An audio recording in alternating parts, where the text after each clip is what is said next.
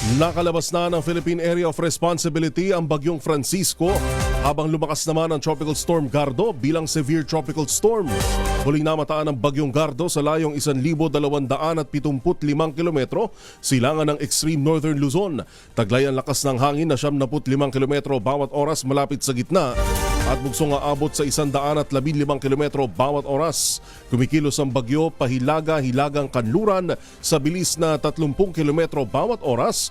Gayunpaman walang nakataas na anumang tropical cyclone wind signal number sa anumang lugar. Ayon sa Pag-asa, mananatiling malayo ang Bagyong Gardo sa kalupaan ng bansa sa buong panahon na mananatili ito at maaaring mag-exit din o lumabas kaagad ng par ngayong araw.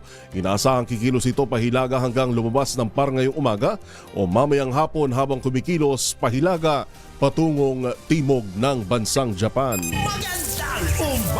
Makibalita muna tayo sa updates sa bagyo mula kay Veronica Torres ng DOST Pag-asa. Ma'am Veronica, magandang umaga po.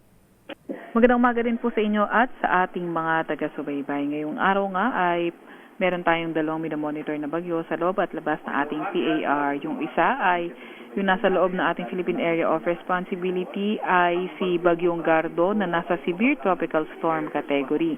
Kanina alas 4 ng umaga, ito ay huling namataan sa layong 1,280 kilometers east-northeast na extreme northern Luzon. Nagtataglay ng lakas na hangin na 95 kilometers per hour at bugso na abot sa 115 kilometers per hour.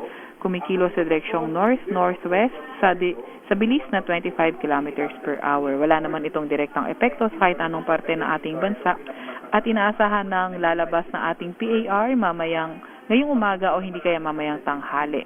Isa naman na ating minamonitor ay si Bagyong Mekhala na dating si Francisco nung nasa loob siya ng ating Philippine Area of Responsibility. Kaninang alas 3 na madaling araw, huli itong namataan sa layong 230 kilometers northeast ng extreme northern Luzon.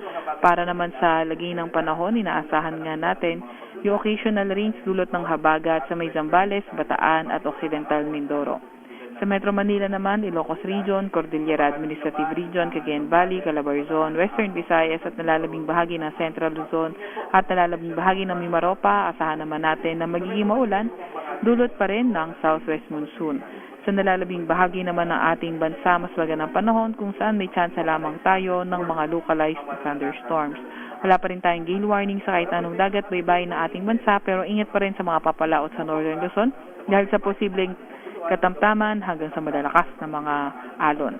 At yan nga muna pinakahuli sa lagay na ating panahon mula sa Weather Forecasting Center ng Pag-asa, Veronica Torres. Thank you. Maraming salamat po, Ma'am Veronica Torres ng DOST Pag-asa. Bagong balita, bagong impormasyon, kasama si Kuya Ku.